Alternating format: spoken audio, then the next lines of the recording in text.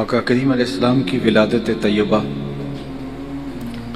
میلاد رحمت، حضور علیہ الصلاۃ والسلام کا مولود مسعود تشریف آوری اللہ کی بہت بڑی نعمت ہے، بلکہ جتنی دیگر نعمتیں ہمیں میسر آئیں ان ساری نعمتوں اور ساری کرم نوازیوں کا سبب ذات رسالت مآب صلی اللہ علیہ وآلہ وسلم ہے۔ مولانا ظفر علی خان نے کہا تھا، سب کچھ تمہارے واسطے پیدا کیا گیا، سب غایتوں کی غایت اولا تم ہی تو ہو، لولاک لما خلقت الافلاق، اس پہ شاہد عادل ہے۔ حضور کی ولادت، حضور کی تشریف آوری اللہ کا اس کائنات پہ سب سے بڑا احسان ہے، اور اللہ نے بجا طور پہ اس احسان کو بیان بھی کیا، جتلایا بھی۔ لقد من اللہ علی المؤمنین اذ بعث فیہم رسولا، کہ اس نے اہل ایمان پہ احسان کیا، من و کرم فرمایا کہ ان میں اپنے رسول برحق کو مبعوث فرمایا۔ اگر حضور تشریف نہ لاتے، آپ کی جلوہ گری نہ ہوتی، تو آج کی دنیا تصور کریں کیسی دکھتی۔ بیٹیوں کو زندہ درگور کر دیا جانا حضور کی آمد سے قبل لوگوں کا ایسا معمول تھا جس پہ داد پاتے تھے۔ معاشرہ انہیں تحسین کی نگاہ سے دیکھتا تھا، جیسے کوئی بڑا کارنامہ سر انجام دیا، اور بیٹی کو اپنے ہاتھوں سے زندہ درگور کر دینے والا فخر و مباحات کے ساتھ اترا کے چلتا تھا کہ میں اپنی آبرو کی حفاظت کی۔ لیکن میرے حضور جلوہ گر ہوئے تو آقا کریم نے خواتین کو عزت دی، بیٹیوں کو وقار کی مسند پر بٹھایا، اور ایک جملہ آپ نے بارہا علماء سے سنا ہے، اس کی آواز ڈبل آ رہی ہے، ایکو بند کر دیں، ایکو اس کی بند کر دیں، مجھے ڈبل آ رہی ہے، مجھے تھوڑا سا اسپیکر کا رخ دیکھ لیں، توجہ چاہوں گا۔ تو حضور کی ولادت سے قبل، شاید آواز کم کر دیں گے تو شاید بہتر ہو جائے، حضور کی ولادت سے قبل لوگ بیٹیوں کو اپنے ہاتھوں سے زندہ درگور کر دیتے اور اس پہ فخر و مباحات کرتے، اور جب بیٹیاں زندہ درگور ہوتی تھیں، ان زندہ درگور ہونے والی بیٹیوں کی نہ کوئی FIR کٹتی تھی، نہ کوئی اس پہ آنسو بہاتا تھا، اور نہ ہی اس کے لیے کوئی درد کا، ہمدردی کا اظہار کرتا تھا۔ ایک نہیں، ہزاروں بچیاں یوں ریت میں دفن کر دی گئی، اور ان کے آنسو اسی ریت میں جذب ہو گئے۔ لیکن پھر ایک آواز بلند ہوتی ہے۔ آپ میں سے بہت سارے لوگوں کو عربی متن کے ساتھ وہ کلمات یاد ہوں گے، جب بیٹیوں کو زندہ درگور کر کے باپ فخر کر رہا تھا، تو میرے آقا، میرے مولا حضور ختم المرتبت صلی اللہ علیہ وآلہ وسلم نے ارشاد فرمایا، فاطمہ تو بضعۃ منی، لوگوں سن لو، میری فاطمہ میرے جگر کا ٹکڑا ہے۔ لوگوں نے اس کو کلمہ تحسین کے طور پہ لیا، لیکن میں سمجھتا ہوں یہ اس ظالمانہ سماج کے خلاف کلمہ جہاد تھا۔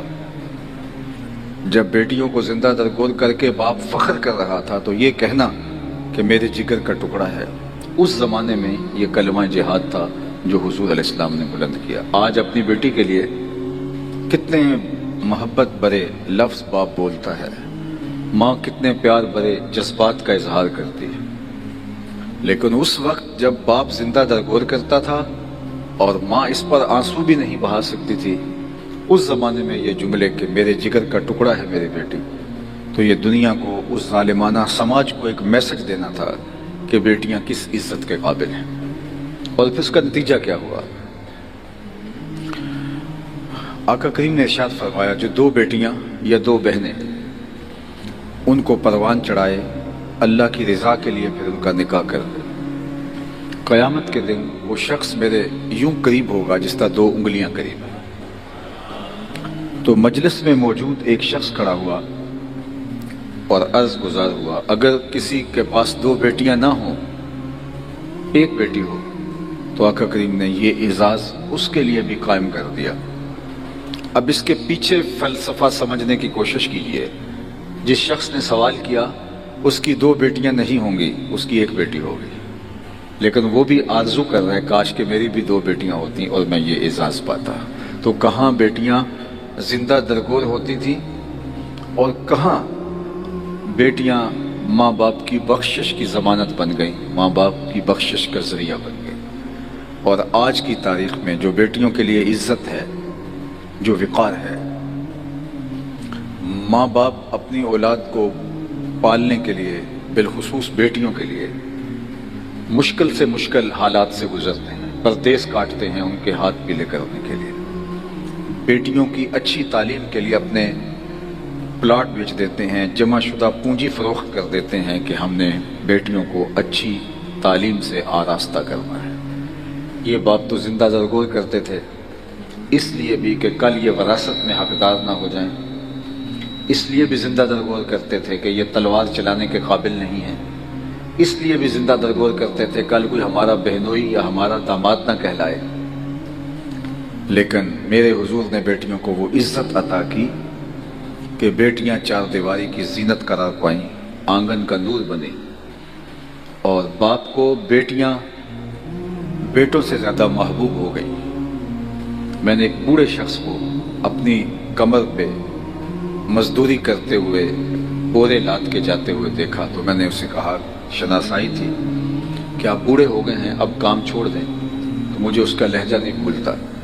اس نے ایسے شہادت والی انگلی کھڑی کی اور کہا، حضرت ابھی 1 بیٹی رہتی ہے جس کی میں نے شادی کرنی ہے۔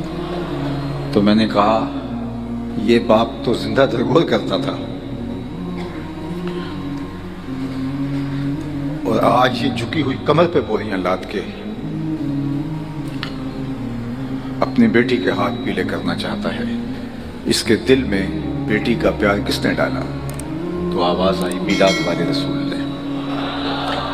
تو یہ 1 دن کا میلاد نہیں، ساری زندگی بھی حضور کے نام لگا دیں، حق کے شکر ادا نہ ہو۔ لاہور مال روڈ پہ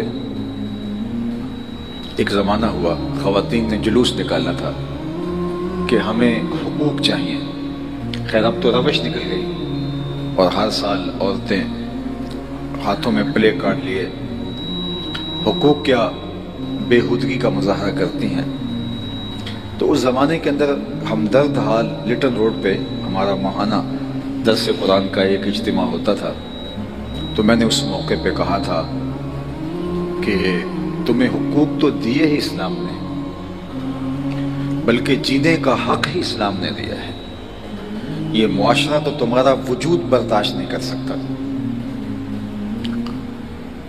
عورت کو از قبیل جنس انسان ماننے سے دنیا کے دانشوروں نے انکار کیا۔ انہوں نے کہا کہ یہ ہم شکل ضرور ہے انسان کی، انسان نہیں ہے۔ انسان کے بچوں کو جنم دیتی ہے، انسان نہیں ہے۔ انسان کے بچوں کو دودھ پلاتی ہے، انسان نہیں ہے۔ کسی نے کچھ کہا، کسی نے کچھ کہا، لیکن میرے حضور نے جنت کو کھینچ کے ماں کے قدموں تلے رکھ دیا۔ بدھ نے کہا تھا، عورت بدی کا سرچشمہ ہے، اس کے ہوتے ہوئے خدا کا قرب نہیں مل سکتا۔ اگر تم قربت الہی چاہتے ہو، اللہ کا مقرب بننا چاہتے ہو، تو تمہیں عورت سے دوری اختیار کرنی ہوگی۔ کسی نے عورت کو سانپ کہا، کسی نے بدی کا سرچشمہ کہا، کسی نے خدا کے قرب کے راستے میں رکاوٹ کہا کہ عورت کے ہوتے ہوئے خدا کی قربت نہیں مل سکتی۔ جب دنیا یہ بول رہی تھی تو میرے حضور نے کہا، لوگوں سنو، مجھے عائشہ کے بستر میں وحی اترتی ہے۔ تو میں نے کہا، تمہیں تو حق ہی آمنہ کے لال نے دیے، تمہیں تو جینے کا ڈھب ہی انہوں نے سکھایا ہے۔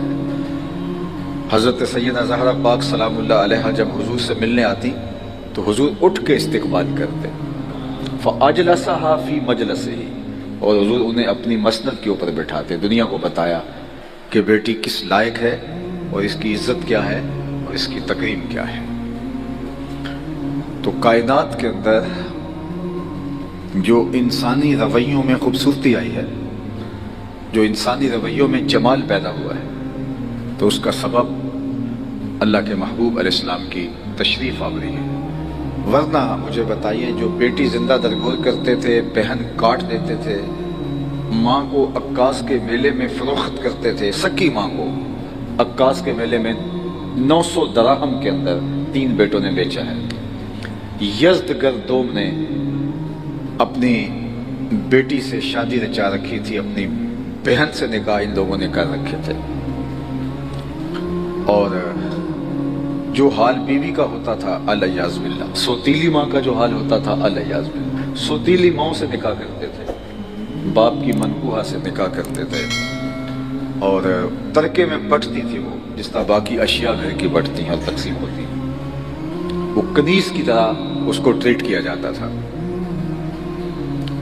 اور اللہ کے محبوب صلی اللہ علیہ وآلہ وسلم نے ہر رشتے کو تقدس بخشا۔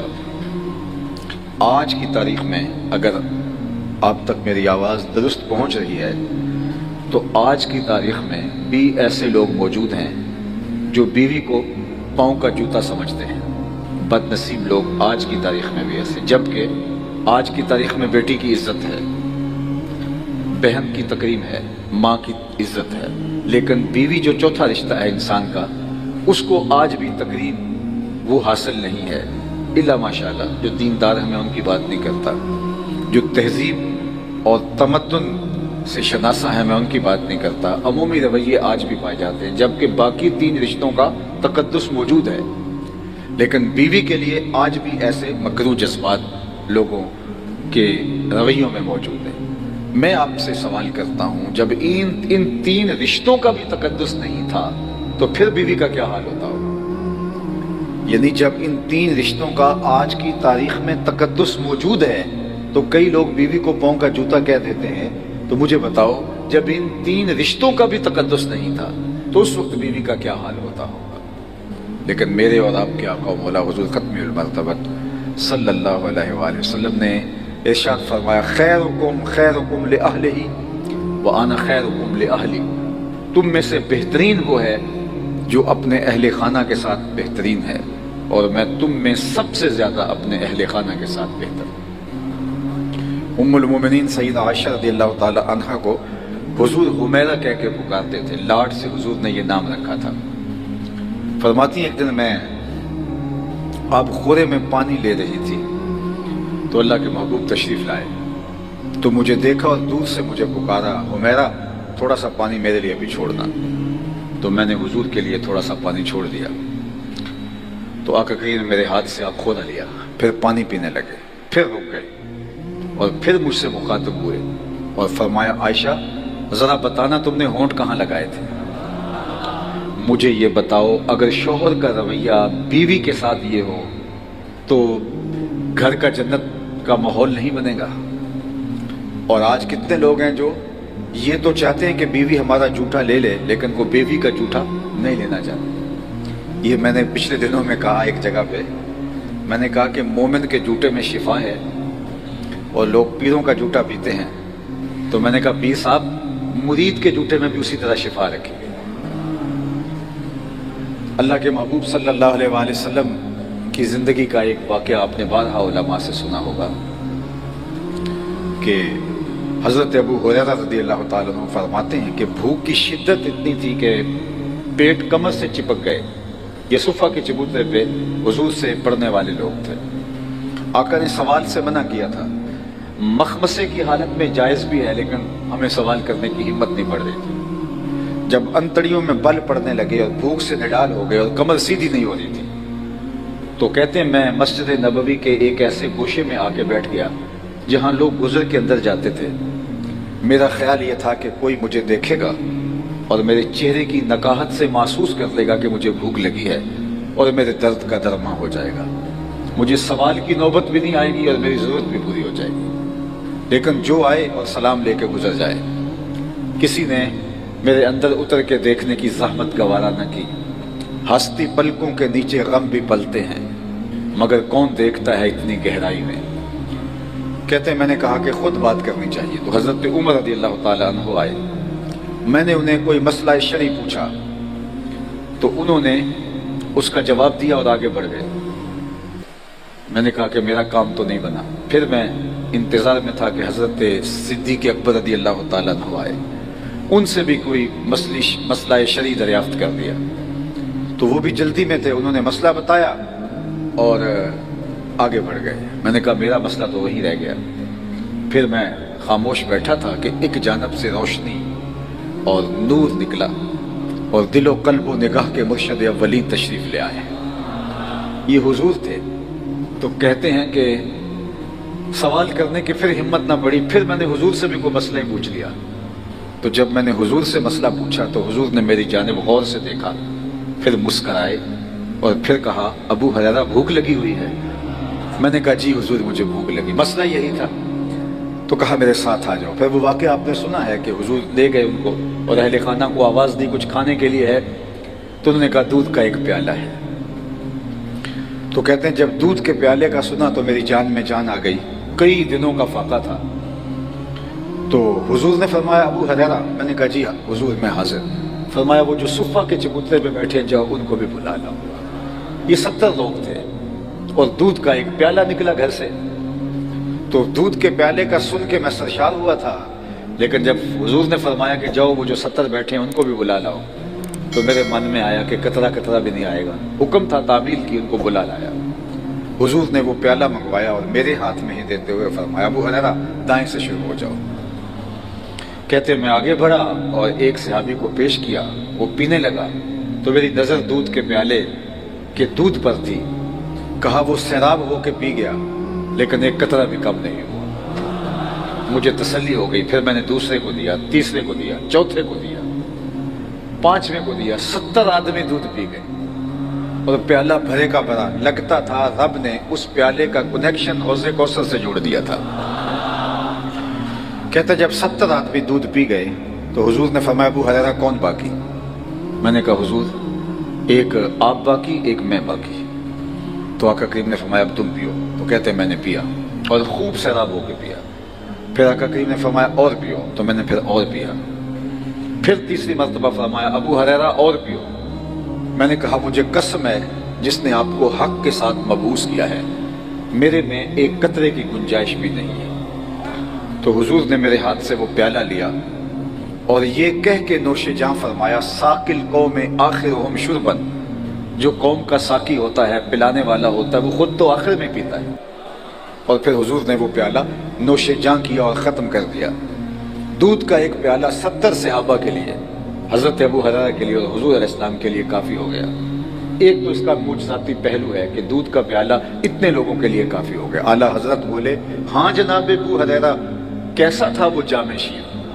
ہاں جناب ابو ہریرہ کیسا تھا وہ جام شیر جس سے 70 صاحبوں کا دودھ سے منہ بھر گیا۔ دودھ کا ایک پیالہ 70 لوگوں کو اور 71واں عدد حضرت ابو ہریرہ ہیں، ان کے لیے کافی ہو گیا۔ تو یہ حضور کا معجزہ ہے، لیکن میرے استاد فرمایا کرتے تھے اس کے اس پہلو کو کیوں فراموش کر دیتے ہو کہ 2 جہاں کا سردار ہے اور 71 آدمیوں کا جوٹا پی رہا۔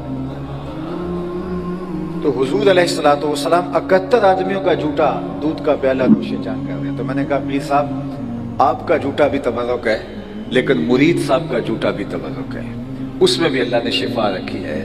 اور میں کہتا ہوں پیروں کو کبھی کبھی یہ مشق کرنی چاہیے، کبھی مریدوں کا جوٹا بھی پئیں، کبھی اوروں کا، کبھی امام صاحب کو مقتدیوں کا جوٹا پینا چاہیے، کبھی باپ کو بیٹوں کا جوٹا پینا چاہیے۔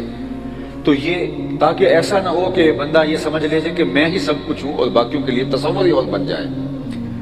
تو اللہ کے محبوب علیہ السلام نے اس کائنات کو جو خوبصورت معاشرت دی ہے، میں ابھی دوپہر کو کہیں بیان کر رہا تھا کہ غلام آقا کے جوتے دھوپ سے اٹھا کے چھاؤں میں رکھ دے تو آقا اس میں بھی کوڑے مارتا تھا کہ تو نے میرے جوتے میرے اذن کے بغیر چھوئے ہی کیوں ہیں؟ تیری اوقات کب ہوئی کہ میرے جوتوں کو میرے اذن کے بغیر، اجازت کے بغیر ہاتھ لگا سکتا؟ لیکن سنو پھر جب تبدیلی آتی ہے، حقیقی انقلاب آتا ہے، دنیا کو نور و نکہت اور روشنی ملتی ہے، حضور معراج سے واپس پلٹتے ہیں اور بلال حبشی کو بلا کے ارشاد فرماتے ہیں تو کون سا نیک عمل کرتا ہے؟ میں نے جنت میں تیرے قدموں کی آہٹ سنی۔ جو غلام آقا کے جوتے دھوپ سے اٹھا کے چھاؤں میں رکھنے کا روادار نہیں ہے، اس کو کونین کا مالک کہہ رہا ہے میں تیرے قدموں کی آہٹ جنت میں سنتا رہا۔ کیا خیال ہے اسی ایک جملے نے دور غلامی کی ساری تھکن اتارنے دی ہوگی، اور بلال فرش سے اٹھ کے فراز عرش پہ نہیں پہنچ گیا ہوگا، اور آقا کریم نے اتنے طریقے دیے غلام آزاد کرنے کے۔ قسم توڑ بیٹھو غلام آزاد کرو، کفارہ قتل میں غلام آزاد کرو، کفارہ جہاد میں غلام آزاد کرو، روزہ توڑ بیٹھو غلام آزاد کرو، تاکہ آہستہ آہستہ غلامی ختم ہو جائے۔ مسلمان غلام کافر غلام دونوں کو آزاد کرنے کی ترغیب دی۔ اس دور کی سب سے بڑی سخاوت غلام آزاد کرنا تھا، اور سب سے مہنگی سخاوت غلام آزاد کرنا تھا۔ حضرت عثمان غنی رضی اللہ تعالیٰ عنہ ہر جمعے کو ایک غلام آزاد کرتے۔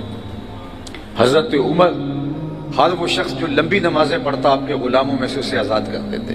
غلاموں نے لمبی لمبی نمازیں پڑھنا شروع کر دی۔ لوگوں نے کہا عمر یہ تمہیں دھوکہ دیتے ہیں صرف آزاد ہونے کے لیے۔ تو حضرت عمر نے کہا اگر یہ خدا کے نام پہ دھوکہ دیتے ہیں میں 100 بار کھانے کو تیار ہوں۔ حضرت ابو بکر صدیق رضی اللہ تعالیٰ عنہ نے کتنے غلاموں کو آزاد کیا؟ حضرت بلال کو حضرت صدیق اکبر نے آزاد کیا تھا۔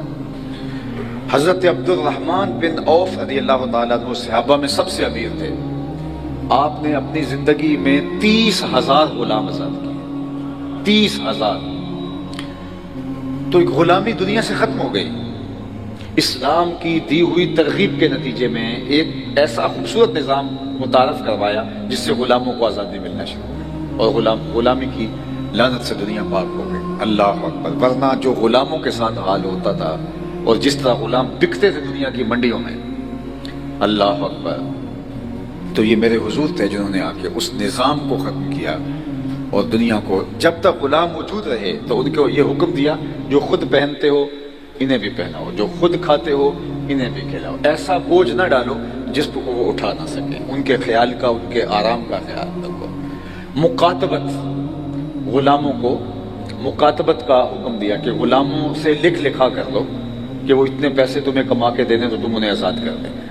اللہ اکبر۔ تو یہ اسلام کا دیا ہوا فیضان ہے، بلکہ معاشرے کے ان لوگوں کو حضور نے عزت عطا کی جنہیں معاشرے میں کبھی درخور اعتنا ہی نہیں سمجھا جاتا تھا۔ میں ایک مثال آپ کے سامنے رکھتا ہوں۔ مدینہ المنورہ میں ایک خاتون ہے جس کا توازن ذہنی ٹھیک نہیں ہے۔ اللہ کے محبوب صلی اللہ علیہ وآلہ وسلم مسجد نبوی میں تشریف فرما ہے تو وہ دروازے پر آتی ہے اور آقا کریم کو اشارہ کر کے بلاتی ہے کہ میری بات سنو۔ اللہ کے محبوب فرماتے ہیں کہیے کیا کہنا ہے؟ اس نے کہا میں نے آپ سے کوئی باتیں کرنی۔ فرمایا کہو۔ کہا یہاں نہیں کرنی، آپ باہر آئیے میں وہاں بات کرنی۔ اللہ اکبر۔ کونین کے سردار اس کی بات سننے کے لیے مسجد نبوی سے باہر جا رہے ہیں۔ عرب کی چل چلاتی دھوپ، کار نبوت کی اہم ذمہ داریاں اور حضور کا نازک بدن، اور اس نے حضور کو دھوپ میں کھڑا کر دیا۔ صحابہ کہتے ہیں میں غصہ بڑھا رہا تھا لیکن کہہ کچھ نہیں سکتے تھے، حضور خود ہی تو کان لگائے سن رہے تھے، اور اس کی باتیں بھی ایسی تھی جو کہ اس کا توازن ذہنی ٹھیک نہیں تھا۔ اس نے گھنٹوں تک حضور کو وہاں دھوپ میں کھڑا کیے رکھا، اور آقا کریم غور سے اس کی گفتگو سنتے رہے۔ جب وہ جانے لگی تو صحابہ نے عرض کی حضور اس کا ذہنی توازن ٹھیک نہیں ہے، اور یہ جس کے پاس کھڑی ہوتی ہے جان نہیں چھوڑتی، لوگ اس کو دیکھ کے راستہ بدل لیتے ہیں۔ آپ کا نازک بدن اور قیمتی وقت، کار نبوت کی اہم ذمہ داریاں آپ کے کندھوں پر، تو آپ ایسی ویسی عورتوں کی باتیں کیوں سنتے ہیں؟ اس کو تو پورا مدینہ منہ نہیں لگاتا ہے، اس کی کوئی بات نہیں سنتا۔ تو حضور نے فرمایا عمر پورے مدینے میں اس کی کوئی نہیں سنتا، میں بھی نہ سنوں۔ اور اس بڑھیا کو آواز دے کے کہا جب دکھ زیادہ ہو جائیں جہاں مرضی کھڑا کر کے محمد کو اپنی باتیں سنا لیا کرو۔ ایک تو ہی ہوتے ہیں میریاں آساں دا سہارا، دس کنوں کرا جے تینوں نہ کرا یاد۔ یہ ایک دن کا میلاد یہ حق ادا نہیں کرتا۔ میں میلاد منانے والوں کو بھی کہتا ہوں کہ جو میلاد ہے اس کو اس کی روح کے ساتھ مناؤ۔ اعتراض ہوگا ہی نہیں، ہوا بھی تو بہت کم ہوگا۔ خام خواہ اس کے اندر ایسی باتیں اور ایسی چیزیں شامل نہ کرو جن کی شریعت اجازت نہیں دیتی۔ سنجیدگی کے ساتھ، متانت کے ساتھ، شریعت کے ضابطوں کی مطابقت کے اندر۔ اور دوسری بات یہ عرض کرنا چاہوں گا، یہ جو میلاد کا موسم آیا ہے یہ کوئی سیزن نہیں ہے نعت خوانوں کا یا پیروں کا یا مولویوں کا۔ یہ جو سیزن ہم نے بنا لیا ہوا ہے کہ اس میں بہت سارے پیسے کمائیں گے. یہ سیزن نہیں ہے، یہ تبلیغ کا سیزن ہے، یہ حضور کے پیغام کے ابلاغ کا سیزن ہے. یہ ایک موقع ہے کہ دلوں میں حضور علیہ السلام کی محبت پیدا ہوتی ہے تو اس محبت کو کام میں لایا جائے، اس محبت کو مہمیز لگے اور محبت کرنے والے عمل کے سانچے میں ڈھل جائیں. علامہ اقبال علیہ رحمہ نے سیرت النبی کے عنوان سے منعقدہ میلاد کے ایک جلسے میں کہا تھا کہ جو میلاد کا دن ہے 12 ربیع الاول، یہ امت کو جوڑنے کا ذریعہ ثابت ہو سکتا ہے، اور اس میں امت کو حضور کی دہلیز کے قریب کیا جا سکتا ہے، کیونکہ یہ اتنا ایسا موقع ہوتا ہے کہ دل ہیں حضور کی محبت سے بھرے ہوئے ہوتے ہیں. تو محبت کے اظہار کا خوبصورت سلیقہ، اس سے کوئی انکار نہیں کرے گا. کوئی اگر بدبخت ہے تو اس کا کہا نہیں جا سکتا، لیکن اس میلاد کے موسم کو حضور علیہ السلام سے قربت کا ذریعہ بناؤ. کثرت سے درود اپنی اولاد کو پڑھنا سکھاؤ. علماء نے 100 طریقے لکھے ہیں. علموا اولادکم محبت رسول اللہ صلی اللہ علیہ وآلہ وسلم. ڈاکٹر عبدہ یمانی نے ایک کتاب لکھی ہے، اس میں متعدد طریقے لکھے ہیں کہ اپنی اولاد کو حضور کا پیار کیسے سکھایا جا سکتا ہے. بعض علماء نے 100 طریقے لکھے، بعض نے اس سے بھی زیادہ لکھے، لیکن علامہ اقبال نے کہا 3 طریقے حضور کی محبت کی نشت کے ذریعہ ہو سکتے ہیں. ان میں سے ایک انہوں نے یہی کہا، درود شریف. کثرت درود حضور کے ساتھ پیار کا، حضور کی قربت کا سبب ہے. تو ہم جو میلاد کے جلسے ہیں، میلاد کے جلوس ہیں، اجتماعات ہیں، ان کو کوئی بس ایک کھیل کود کا ذریعہ نہ بنائیں، اس کو کثرت درود کا ذریعہ بنائیں. بار بار حضور پر درود، سنجیدگی اور متانت کے ساتھ حضور کی سیرت کا بیان، حضور کے فضائل کا بیان، حضور کے مناقب کا بیان. یہ نعت خوانی خود درود ہے. اگر یہ ہمارا کاروبار نہ بنے اور اس کے ذریعے سے ہم اپنی جیبیں بھرنے کے چکر میں نہ ہوں اور اس کے اندر ایسی چیزیں شامل نہ کر دی جائیں جن پر شریعت قدغن لگاتی ہے، تو میں سمجھتا ہوں کہ جو محفل نعت ہے یہ بہت بڑا ذریعہ ہے حضور کی قربت کا. اور حضور کے کتنے صحابہ تھے جو حضور کی مدح کرتے تھے اور آقا کریم کی خوشنودی کا سبب تھا یہ. تو اس لیے یہ جو محافل میلاد ہیں، یہ جو مجالس ہیں، یہ دن خاص طور پہ، آج اگر چاند طلوع ہو گیا ہے تو 12 دن جو خاص طور پہ کثرت کے ساتھ درود پڑھیں گے تو آپ کی اولاد اور آپ حضور کے قریب ہوں گے. آپ طے کریں گے اس میلاد میں ہم اتنی مرتبہ درود پڑھنا ہے، اور اپنے بچوں کو بٹھا کے اپنے بچوں کو درود پڑھنے کا عادی بنانا ہے. بچے اگر درود شریف پڑھنے کے عادی ہو گئے تو ان کی زندگیاں سنور جائیں گی، اور آپ کو اتنی آسودگی ان کی طرف سے ملے گی کہ آپ جو ہیں وہ عش عش کر اٹھیں گے. درود طبیعتوں کو نفاست عطا کرتا ہے، طبیعتوں میں لطافت پیدا کرتا ہے. درود دلوں میں نرمی اور رقت پیدا کرتا ہے. درود آپ کی عادات کے اندر توازن پیدا کرتا ہے. درود آپ کے اندر ذہانت پیدا کرتا ہے. درود آپ کے اندر عفت اور پاک دامنی کے قائم رہنے کا سبب اور ذریعہ بنتا ہے. درود پڑھنے والا اور درود نہ پڑھنے والا دونوں کے رویوں میں فرق ہوتا ہے. اگر ہم آج ہی اپنی اولاد کو درود پڑھنے کا عادی بنائیں گے تو خود بخود درود سے وہ صاحب درود کے قریب ہوتے چلے جائیں گے. ایک تو درود کے ذریعے سے اپنی اولاد کو حضور کے قریب کیا جا سکتا ہے. اور علامہ اقبال دوسری بات کہتے ہیں کہ حضور کی سیرت کا بیان، اپنی اولاد کو حضور کی سیرت پڑھائیں. میں اس جمعے کو کہا دوستوں سے، آپ سے بھی کہتا ہوں، کسی کی 60 سال عمر ہو گئی، کسی کی 70 ہو گئی، کسی کی 50، کسی کی 40. میں علماء سے بات نہیں کر رہا کیونکہ ہماری ضرورت ہوتی ہے، لیکن باقی جو عام عوام ہیں میں ان سے پوچھتا ہوں کہ آپ نے کتنی کتابیں جو ہیں وہ حضور کی سیرت کی پڑھی ہیں. شاید بہت کم لوگ ملے جنہوں نے کوئی ایک کتاب مکمل حضور کی سیرت کی پڑھی ہو. تو بطور مسلم کیا یہ ہمارے لیے لمحہ فکریہ نہیں ہے کہ ہم اپنے آقا و مولا کی پوری سیرت آج تک نہیں پڑھ سکے؟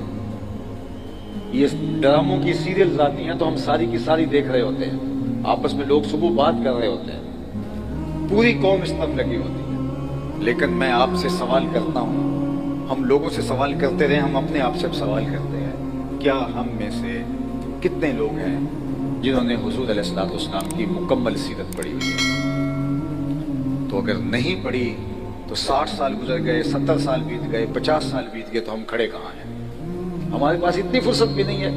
ہادی برحق، کائنات کے رہبر اور ہادی اور رہنما، جن کی زندگی اسوائے کاملہ ہے ہمارے لیے، ہمارے رب نے کہا کہ ان کی زندگی کے مطابق زندگی بسر کرو، اور ہم ان کی سیرت کو ابھی تک پڑھ نہیں سکے، عمل کرنا تو دور کی بات ہے۔ شستہ شستہ کہیں سے کوئی ٹکڑا پڑھ لیا، یا کسی عالم دین سے سن لیا، کوئی واقعہ یاد ہوا، یا بچپن میں وہ بھی بوڑھے لوگوں نے دادی اماں کے بستر سے کچھ لے لیا، تو وہ چند چیزیں ہوں گی۔ لیکن باقاعدہ محنت کر کے ہم میں سے کتنے لوگ ہیں، دو باتیں کرتا ہوں، کتنے لوگ ہیں جنہوں نے ساری حضور کی سیرت پڑھی ہے، اور کتنے لوگ ہیں جنہوں نے قرآن مجید کو ترجمے کے ساتھ پڑھا ہے۔ یہ ہمارے رب کا ہمارے نام آخری پیغام ہے۔ تو اقبال کہتے ہیں کہ اگر تم چاہو کہ حضور کی محبت پیدا ہو جائے تو حضور کی سیرت تمہیں پڑھنی ہوگی۔ کائنات میں کوئی ایسی سیرت کسی کی موجود نہیں ہے، کسی کی سیرت محفوظ بھی نہیں ہے اور یوں موجود بھی نہیں ہے جیسے میرے حضور کی سیرت محفوظ بھی ہے اور موجود بھی ہے، اور کامل اکمل نمونہ بھی ہے۔ اور تیسری بات اقبال نے جو کہی وہ یہ کہ انسان فطرتاً حسن پسند ہے، انسان کی طبع ہے کہ وہ حسن کے لیے میلان قلب رکھتا ہے۔ حسن پسند ہے تو یہ گلدستہ رکھا گیا ہے، انسان حسن پسند ہے تو یہ خوبصورت جو ہے وہ ماحول بنایا گیا ہے، انسان حسن پسند ہے تو یہ چھت کے اوپر کمکمے لگائے گئے ہیں، یہ دیواروں پہ کام اور مینہ کاری اسی لیے کروائی گئی ہے کہ انسان کی طبع اس کا تقاضا کرتی ہے، اور حسن جہاں بھی ہوگا انسان ادھر لڑک جائے گا، وہ لب لالی میں ہو یا مشک عنبری میں، وہ زلف عنبری میں ہو یا وہ قد و قامت میں ہو، وہ پھول کی لطافت میں ہو یا تتلی کے پروں میں قدرت کی صنائی اور کاریگری کے رنگ ہوں، وہ کوئل کی آواز میں ہو یا بلبل کے لہجے میں، حسن جہاں بھی ہوگا انسان ادھر لڑک جائے گا۔ اقبال کہتا ہے یہ طے ہے کہ انسان فطرتاً حسن پسند ہے اور حسن کی طرف اس کا میلان قلب ہوتا ہے۔ تو کہتے ہیں جب یہ طے ہے تو اگر آپ چاہیں کہ اپنی اولاد کا میلان قلب جو ہے وہ حضور کی جانب کریں تو پھر حضور کے حسن کے قصیدے سناؤ، کیونکہ انسان حسن پسند ہے، اور سارا حسن جس چوکھٹ کا پانی بھرتا ہے اور جہاں عشق بھی غلامی کرتا ہے وہ محمد عربی کا آستان نور ہے۔ بلکہ اعظم چشتی مرحوم نے تو قلم ہی توڑ دیا، سمجھا نہیں ہنوز میرا عشق بے ثبات، تو کائنات حسن ہے یا حسن کائنات، کہ ابھی تک محو حیرت میں ہوں، تو کائنات حسن ہے یا حسن کائنات، میرا عشق بے ثبات ابھی اس کا فیصلہ نہیں کر سکا کہ تجھے کائنات حسن کہوں یا حسن کائنات کہوں۔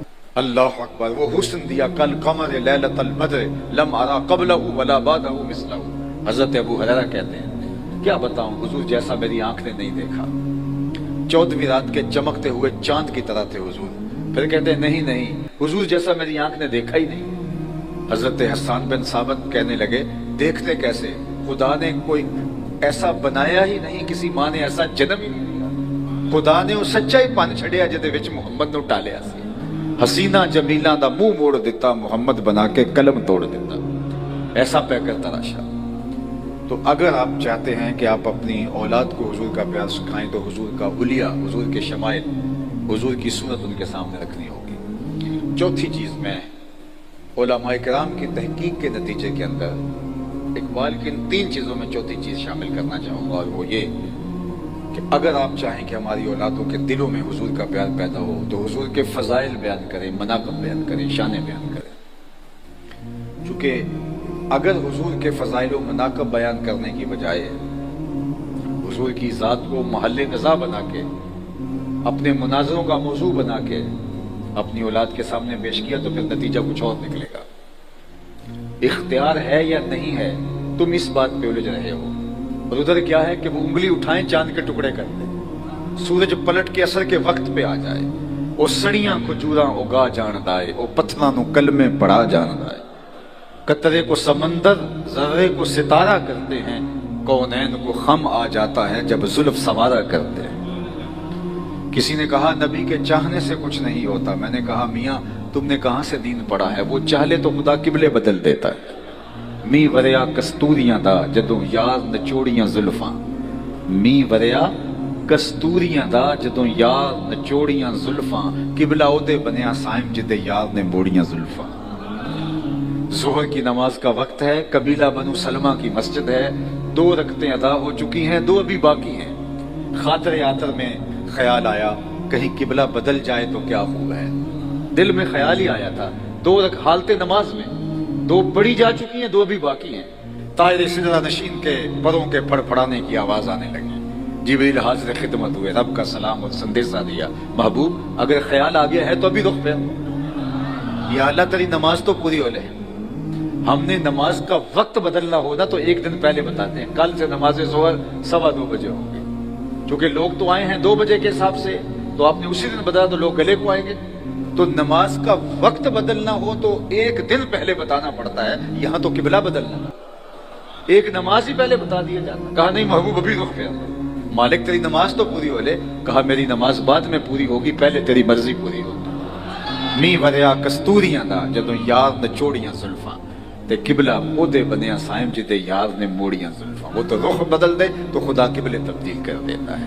تو اپنی اولاد کو حضور علیہ السلام کے فضائل، مناقب، عظمتیں بیان کرو، اس کا لازمی نتیجہ یہ ہوگا کہ ان کے دل میں حضور کی محبت جاگزی ہوگی، ان کے فضائل، ان کی شانیں بیان کرو۔ آج دنیا چاند پہ پہنچ کے فخر کر رہی ہے، اور یہ چاند حضور قدموں میں بلا رہے ہیں۔ اللہ اکبر، چاند کو توڑتے بھی ہیں اور چاند کو جوڑتے بھی، توڑنا بھی جانتے ہیں اور جوڑنا بھی جانتے ہیں۔ حضرت عبداللہ ابن عباس کہتے ہیں ایک دیہاتی آیا اور حضور سے کہتا ہے حضور وہ جو درخت کے اوپر پکا ہوا پھل ہے، یہ اگر آپ کی نبوت کی گواہی دے تو میں آپ کو اللہ کا رسول مان لوں گا۔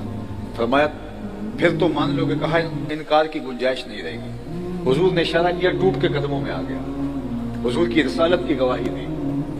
اب اس نے ایمان قبول کر دیا، اب وہ پھل اس کی جھولی میں ڈال دیتے، جاؤ اپنے خاندان میں جا کے بانٹو، نہیں چلو صحابہ کو بانٹ دیتے، وہ قیامت تک فخر کرتے رہتے، ان کی نسلیں فخر کرتی رہتی کہ ہم نے معجزے سے ٹوٹی ہوئی کھجوریں کھائی ہیں۔ لیکن حضور نے اس پھل سے مخاطب ہو کے کہا تمہیں جس کام کے لیے بلایا تھا وہ ہو گیا، اب واپس جا کے شاخ سے جڑ بھی جاؤ۔ صرف توڑنا نہیں جانتے، جوڑنا بھی جانتے ہیں۔ چاند کو توڑا بھی ہے، چاند کو جوڑا بھی ہے۔ اور یہاں کسی نے کیا خوب کہا، چاند کو توڑ کے جوڑنے والے، چاند کو توڑ کے جوڑنے والے، ہم بھی ٹوٹی ہوئی تقدیر لیے بیٹھے، ہم بھی شکستہ تقدیر آپ کے سامنے لیے بیٹھے ہیں، اور غزہ کا درد ہم خاصان رسل کے حضور پیش کرتے ہیں کہ یہ امت شکستہ پا ہو گئی، در بدری کی ٹھوکریں اس امت کا مقدر بن گئی۔ تو چاند کے ٹکڑے کر کے اس کو پھر جوڑنے والے، یہ امت ٹوٹی ہوئی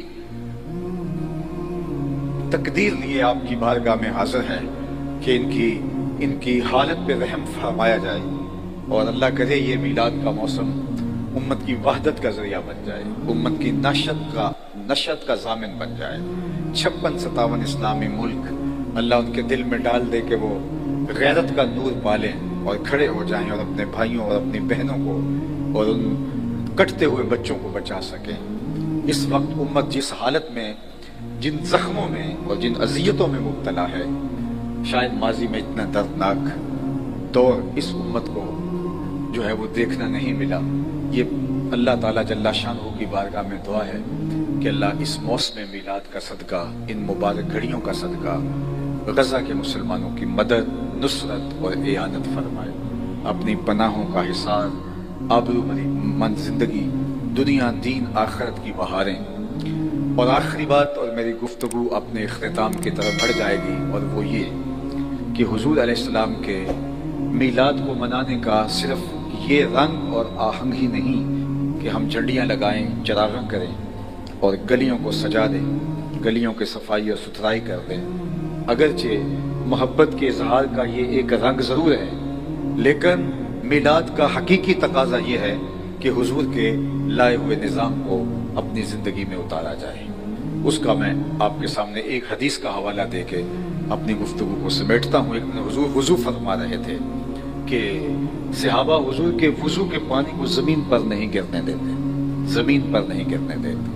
تو آقا کریم علیہ السلام نے صحابہ سے پوچھا ما یحملکم علی ھذا، تمہیں اس بات پر کس نے ابھارا ہے کہ میرے وضو کے پانی کو تم زمین پر نہیں گرنے دے رہے؟ تو انہوں نے کہا حب اللہ و رسولہ، اللہ اور اس کے رسول کی محبت۔